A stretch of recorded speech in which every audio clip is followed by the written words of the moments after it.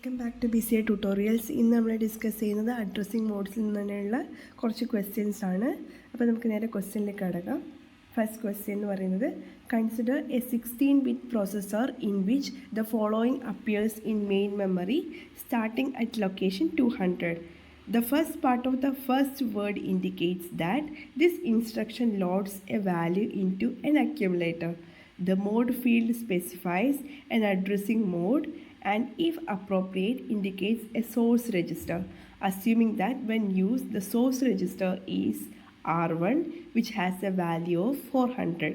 There is also a base register that contains a value of 100. The value of 500 in location 201 may be part of the address calculation. Assume that location 399 contains the value 999, location 400 contains the value 1000, and so on. Determine the effective address and the operand to be loaded for the following addressing modes. അപ്പോൾ ഇവിടെ തന്നിരിക്കുന്നതിൽ ഒരു 16-bit പ്രോസസ്സറാണെന്ന് പറഞ്ഞു.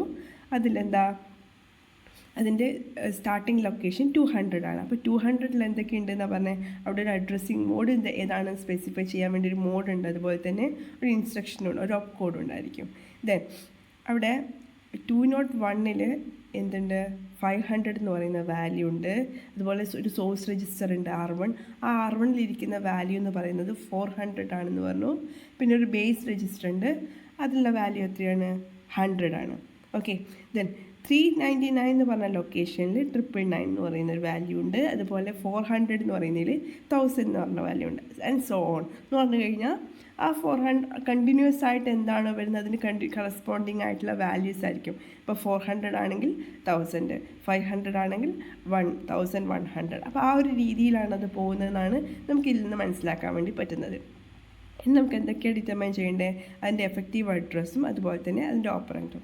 Okay, അതായത് അതിൻ്റെ content. ഇപ്പോൾ ഇവിടെ നമുക്ക് find out ചെയ്യേണ്ടത് ഈ പറഞ്ഞിരിക്കുന്ന അഡ്രസ്സിങ് മോഡ്സിലാണ്. അതായത് immediate, direct, indirect, register indirect, relative, indexed, auto increment, auto decrement. അപ്പോൾ ഇത്രയും അഡ്രസ്സിങ് മോഡ്സിൽ വരുന്ന കറസ്പോണ്ടിങ് ആയിട്ടുള്ള എഫക്റ്റീവ് അഡ്രസ്സ്, അതുപോലെ തന്നെ അതിൽ വരുന്ന വാല്യൂസ്, ഇത്രയാണ് നമ്മൾ ഡിറ്റർമൈൻ ചെയ്യേണ്ടത്. ഓക്കെ, ഇപ്പോൾ ഞാൻ ഓൾറെഡി എന്നെ കൊടുത്തിട്ടുണ്ട്. അതായത് R1 എന്ന് പറഞ്ഞു കഴിഞ്ഞാൽ 400 രജിസ്റ്ററിൻ്റെ വാല്യൂ ആണ്, ബേസ് രജിസ്റ്റർ എന്ന് പറഞ്ഞാൽ 100 ആണ്. ഇപ്പോൾ ഇവിടെ ഒരു ഓപ്പ് കോഡും ഒരു 500 എന്നുള്ള വാല്യൂ ഉണ്ട്. ഇപ്പോൾ ഇവിടെ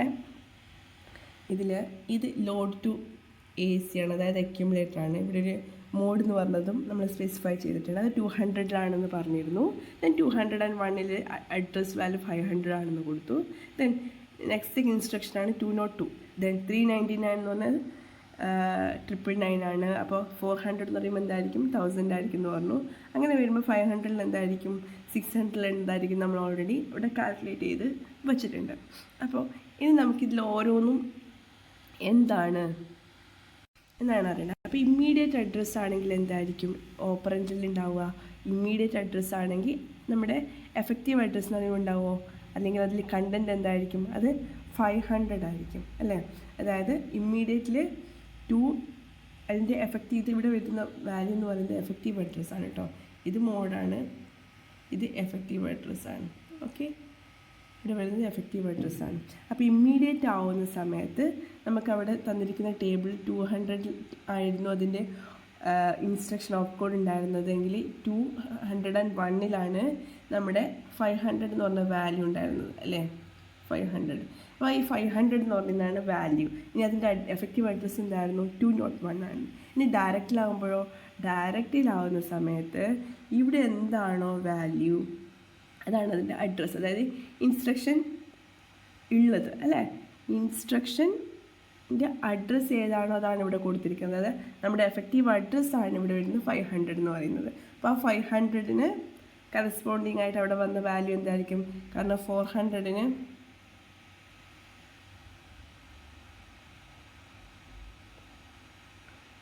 കണ്ടൻറ്റിൻ്റെ വാല്യൂ ചെറിയൊരു മിസ്റ്റേക്ക് വന്നിട്ടുണ്ട്. അത് നമുക്ക് എഴുതാം. കാരണം 400 കറസ്പോണ്ടിങ് ആയിട്ട് വന്നിട്ടുള്ളത് 1000 ആണ്. അങ്ങനെയാവുമ്പോൾ 500 കറസ്പോണ്ടിങ് ആയിട്ട് വരേണ്ട വാല്യൂ എന്താണ്, 500 വാല്യൂ വരുന്നുണ്ടാവുക 1100 ആയിരിക്കും. ഓക്കെ, ദെൻ ഇൻഡയറക്റ്റ് അഡ്രസ്സ് എന്ന് പറയുന്ന സമയത്ത് ഇവിടെ 500 800 ആണ്, 1100 ആണെങ്കിൽ ആ 1100 വരുന്നത് എന്താണോ അതായിരിക്കും ഇവിടെ ഉണ്ടായിരിക്കുക. ഓക്കെ, അതായത് നമുക്കിവിടെ കിട്ടിയിരിക്കുന്ന വാല്യൂ എന്തായിരിക്കണം? ഇവിടെ 500 വന്നിരിക്കുന്ന 1000 ആണ്. ദെൻ ഇൻഡയറക്റ്റ് വരുന്ന സമയത്ത് 500 1100 ആണെങ്കിൽ ആ 1100 കൊടുത്തിരിക്കുന്നത് എവിടേക്കാണ്? 1700. അപ്പോൾ ഇൻഡയറക്റ്റ്ലി വരുന്നത് ഏതായിരിക്കും? ആ 1700 ആയിരിക്കും നമുക്ക് ഇൻഡയറക്റ്റ്ലി വരുന്നത്. ഇനി അടുത്ത് എന്താണ് വരിക? നമ്മുടെ രജിസ്റ്റർ അഡ്രസ്സിങ് മോഡിലാണെങ്കിൽ രജിസ്റ്ററിൽ 400, ആ 400 എന്ന് പറയുന്ന വാല്യൂ ആയിരിക്കും വരുന്നുണ്ടാവുക. അത് എഫക്റ്റീവ് അഡ്രസ്സ് അല്ല, അതാണ് കണ്ടൻറ്റ് എന്ന് പറയുന്നത്. ഇനി എഫക്റ്റീവ് അഡ്രസ്സ് നമുക്ക് രജിസ്റ്റർ ഇൻഡയറക്റ്റ്ലി വരുമ്പോൾ അതൊരു അഡ്രസ്സായിട്ട് വരിക അല്ലേ. അപ്പോൾ 400 കറസ്പോണ്ടിങ് ആയിട്ട് വരുന്ന വാല്യൂ എന്താണ്? 1000. അപ്പോൾ 1000 ആയിരിക്കും ഇതിന് കറസ്പോണ്ടിങ് ആയിട്ട് നമ്മുടെ രജിസ്റ്റർ ഇൻഡയറക്റ്റ് അഡ്രസ്സിങ് മോഡിൽ വരുന്നത്. ഇനി ബേസ് രജിസ്റ്റർ ആണെങ്കിലോ? ബേസ് രജിസ്റ്റർ ആണെങ്കിൽ ഈ 500 നമ്മുടെ ഓപ്പറൻറ്റിൻ്റെ value 500 plus base register value, അതായത് 500 പ്ലസ് 100 അതെന്താണ്? 600. അപ്പോൾ 600 വാല്യൂ ആയിരിക്കും നമ്മുടെ ബേസ് രജിസ്റ്ററിൽ വരുന്നത്. ഇനി റിലേറ്റീവ് അഡ്രസ്സ് ആണെങ്കിലോ? റിലേറ്റീവ് അഡ്രസ്സ് എന്ന് പറഞ്ഞു കഴിഞ്ഞാൽ അത് പ്രോഗ്രാം കൗണ്ടറാണ്. അപ്പോൾ ഇവിടെ പ്രോഗ്രാം കൗണ്ടർ നെക്സ്റ്റ് പ്രോഗ്രാം ഏതാണ്? ഇൻസ്ട്രക്ഷൻ 202 ആണ് അല്ലേ. അപ്പോൾ ഈ 202 എന്ന് പറയുന്നത് നമ്മുടെ നെക്സ്റ്റ് ഇൻസ്ട്രക്ഷൻ, അതായത് PC പ്ലസ് ഓപ്പറൻറ്റ് വാല്യൂ, അതായത് ഈ 500 കൂടി ചേർന്ന് കഴിഞ്ഞാൽ നമുക്ക് എന്ത് കിട്ടി? നമുക്ക് കിട്ടുന്ന വാല്യൂ 702 ആണ്. അപ്പോൾ ആ 702 വാല്യൂ ആയിരിക്കും നമ്മുടെ കണ്ടൻറ്റിൽ വരുന്നത്, അതായത് 1302 ആയിരിക്കും നമുക്ക് PCയിൽ വരുന്നത്. ഇനി ഓട്ടോ ഇൻക്രിമെൻ്റ് ആണെങ്കിലോ? ഓട്ടോ ഇൻക്രിമെൻ്റ് ആകുമ്പോൾ നമുക്ക് വരുന്ന വാല്യൂ എന്ന് പറഞ്ഞു കഴിഞ്ഞാൽ നമുക്ക് ഓൾറെഡി ഉള്ളത് ഫെച്ച് ചെയ്യും. ഓക്കെ, 500 വാല്യൂ ഫെച്ച് ചെയ്യും, അതിനുശേഷം അതിനെ ഇൻക്രിമെൻ്റ് ചെയ്യുകയാണ് ചെയ്യുക. അപ്പോൾ നെക്സ്റ്റിലേക്ക് ഇൻക്രിമെൻറ്റ് ചെയ്യും. ഇനി ഓട്ടോ ഡിക്രിമെൻ്റ് ആണെങ്കിലോ? നേരെ ആദ്യം ഡിക്രിമെൻ്റ് ചെയ്യും, അതിനുശേഷം അതിലുള്ള വാല്യൂ ഫെച്ച് ചെയ്യും. അപ്പോൾ ഇവിടെ രണ്ടിലും കറസ്പോണ്ടിങ് ആയിട്ടുള്ള വരുന്ന വാല്യൂ എന്ന് പറയുന്നത് ഈ ഓട്ടോ ഇൻഡെക്സിങ് വിത്ത് R1 എന്നൊക്കെ പറഞ്ഞ രജിസ്റ്റർ വെച്ച് കൊടുക്കുകയാണെങ്കിൽ നമ്മൾ ആ രജിസ്റ്ററാണ് ആഡ് ചെയ്യേണ്ടത്. അപ്പോൾ ഇവിടെ രജിസ്റ്റർ എന്ന് പറഞ്ഞാൽ 400 ആയതുകൊണ്ട് ആ 400 വാല്യൂ നമ്മൾ ഫെച്ച് ചെയ്യും, അതായത് 1000 ഫെച്ച് ചെയ്യും. അതിന് ശേഷമായിരിക്കും നമ്മളത് ഇൻക്രിമെൻ്റ് ചെയ്യുന്നത്. നേരെ മറിച്ച് ഓട്ടോ ഡിക്രിമെൻ്റ് ആകുമ്പോൾ എന്താ സംഭവിക്കുക? ഇപ്പോൾ നമുക്ക് ഏതാണോ ഇപ്പോൾ 4001 ഉള്ളതെങ്കിൽ ഫസ്റ്റ് നമ്മൾ എന്ത് ചെയ്യുന്നു? അത് ഡിക്രിമെൻ്റ് ചെയ്യുന്നു. ഡിക്രിമെൻ്റ് ചെയ്തതിന് ശേഷം നമ്മളതിലെ ഡാറ്റ ഫെച്ച് ചെയ്യുന്നു. ഇപ്പോൾ 4001 വന്ന് ആണുള്ളത് എങ്കിൽ തിരിച്ചെന്തിലേക്ക് പോകും? 400 401 400 പോവും. അതിന് ശേഷം നമ്മൾ എന്ത് ചെയ്യുന്നു? അതിൽ ഡാറ്റ ഫെച്ച് ചെയ്യുന്നത് 400 ഡാറ്റ ഫെച്ച് ചെയ്യുന്നു, അതായത് 1000 തന്നെയായിരിക്കും നമുക്ക് അവിടെ കിട്ടുന്ന ആൻസർ എന്ന് പറയുന്നത്. അപ്പോൾ ഇത്തരത്തിലാണ് നമ്മൾ ഓരോ അഡ്രസ്സിങ് മോഡ് വരുമ്പോഴും ചെയ്യുന്ന കാര്യം. അപ്പോൾ ഏതാണ് എന്നുള്ളതിനെ ബേസ് ചെയ്തുകൊണ്ടായിരിക്കും നമ്മൾ കാൽക്കുലേറ്റ് ചെയ്യേണ്ടി വരിക. Okay, next question. Relative mode of addressing is most relevant to writing. Coroutines, position independent code, shareable code, interrupt handlers. ഇപ്പോൾ റിലേറ്റീവ് മോഡ് ഓഫ് അഡ്രസ്സിംഗ് എന്ന് പറഞ്ഞു കഴിഞ്ഞാൽ അത് പ്രോഗ്രാം കൗണ്ടറാണ്. അപ്പോൾ പ്രോഗ്രാം കൗണ്ടർ എന്ന് പറയുന്നത് ഒരു പൊസിഷൻ ഇൻഡിപെൻഡൻറ്റ് കോഡാണ്. എന്തുകൊണ്ടാണെന്ന് വെച്ച് കഴിഞ്ഞാൽ നമുക്കിപ്പോൾ ഒരു പ്രോഗ്രാം വേറൊരു സ്ഥലത്തേക്ക് നമ്മൾ റീലൊക്കേറ്റ് ചെയ്യുന്ന സമയത്ത് നമുക്ക് വേറൊന്നും അവിടെ ചേഞ്ച് ചെയ്യുന്നില്ല. എന്താണ് പ്രോഗ്രാം കൗണ്ടർ? ആ പ്രോഗ്രാം കൗണ്ടറിൻ്റെ കൂടെ ഓപ്പറൻറ്റ് ആഡ് ചെയ്യുകയാണ് ചെയ്യുന്നത്. അതുകൊണ്ട് തന്നെ നമ്മുടെ കോഡിൽ ഒരു രീതിയിലുള്ള ചേഞ്ചസും വരുന്നില്ല. അതായത് പൊസിഷൻ ഇൻഡിപെൻഡൻറ്റ് കോഡാണ് ഈ പ്രോഗ്രാം ആയിട്ട് റിലേറ്റ് ചെയ്തിട്ടുള്ള റിലേറ്റീവ് മോഡ് എന്ന് പറയുന്നത്. അപ്പോൾ ഇതിൻ്റെ ആൻസർ എന്ന് പറയുന്നത് position independent code. Option B ആണ് ഇതിൻ്റെ answer. Next one, which of the following statement about relative addressing mode is false? It enables reduced instruction size. It allows indexing of array element with same instruction. It enables easy relocation of data. It enables faster address calculation than absolute addressing. അപ്പോൾ ഇവിടെ false എന്താണെന്നാണ് ചോദിച്ചിരിക്കുന്നത്. അപ്പോൾ ഇവിടെ it enables reduced instructions ആയിട്ട് അത് ഒരു instruction സെറ്റിന് നമുക്ക്